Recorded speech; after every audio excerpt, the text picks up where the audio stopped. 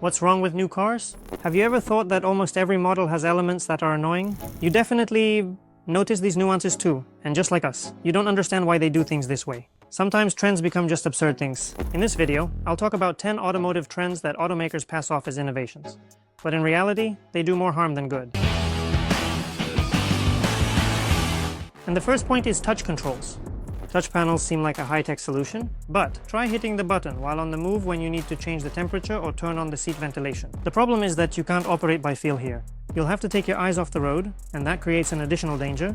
Yes, it's beautiful and stylish, but where's the practicality? It's like manufacturers have forgotten that we're behind the wheel and safety should come first. For example, Audi or Tesla, where touch systems reign supreme, the technology is great, but for the driver, it's a headache. By the way, in my personal opinion, the lack of tactile feedback with the car also reduces the emotional aspect of ownership. Buttons in Mercedes press softly, Audi's click, replaced with sensors, no difference. In Mercedes, as a rule, the buttons are pressed deeply and softly, and in Audi with a little effort and a click. Now, replace the buttons with sensors and there will be no difference. And this takes away the unique sensations of owning each of these cars. Point number 2 is soft touch. Soft touch is a rubber matte coating which gives plastic surfaces an expensive appearance and adds a soft touch feeling. Contact with this coating in hot climates leaves marks that peel off the plastic when heated by the sun. It instantly leaves marks that, when heated in the sun, start to peel the coating off the plastic. Is it a nice interior? After 6 months of use, it will look worn and scratched. BMW, Volkswagen, and even some Audi models are trying to address this problem. Annoying, isn't it? Absolutely. At the same time, restoring the coating is practically impossible, either a part replacement or a repaint. And point number 3 is glossy surfaces. Yes, in the showroom, glossy surfaces shine and look expensive. But as soon as you leave the showroom, dust and scratches become your constant companions. Audi and Mercedes actively use gloss in their models, but just a month after purchase, those surfaces are full of tiny scratches and fingerprints.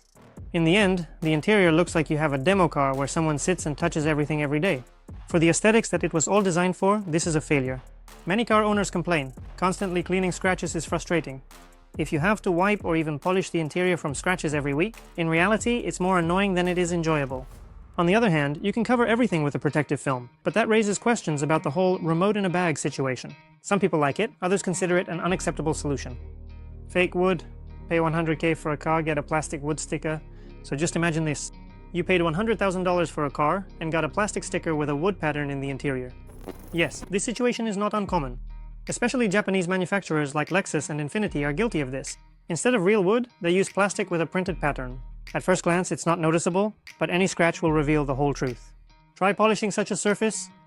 The pattern will start to wear off, and you'll be left with a strange bald panel.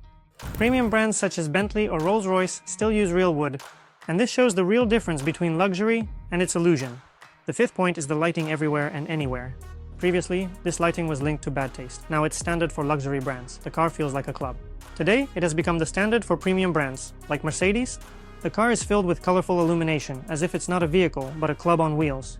By the way, BMW is keeping up with their glowing grills. The question is why? Instead of improving, for example, the interior materials, or working on the complexity of the optics, if we want to create some kind of effect, visual, we are offered multicolored lights. Yesterday's ideas from video game manufacturers have found their place in modern cars, and now this is mainstream? Point number 6 is the design crisis. It used to be easy to tell premium cars apart from the knockoffs. BMW E90 or Flancelana, BMW X1 and Brilliance V5. The difference is obvious. Today everything is changing.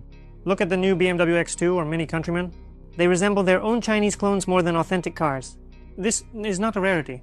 Many modern models are losing their uniqueness and gaining strange features. Cover the badge. Is it a real BMW or a copy? You've stolen me, and I'm here to take myself back. And point number 7 is minimalism in interior design. Yes, minimalism is beautiful, but it's not always practical. In the past, there were buttons for everything in the cabin, and they were always within reach. Today, many functions are hidden deep within multimedia systems. For example, to turn on the seat ventilation in a BMW, you have to open the climate menu and find a small icon there. A huge amount of money is spent on the development of such multimedia systems, but instead of convenience, we end up complicating simple actions. Volvo has achieved success in minimalism. Options are on screen. Others should note this. Having gotten rid of all the unnecessary things in the interior, they place the options on the screen with large virtual buttons. I think others should pay attention to this experience. And point number 8 is the number of options when cutting costs on materials. Today, automakers focus on the number of options and their availability. But behind this tempting offer lies a blatant cost-cutting on materials and performance quality. The MG GT and Chevrolet Groove are bright examples.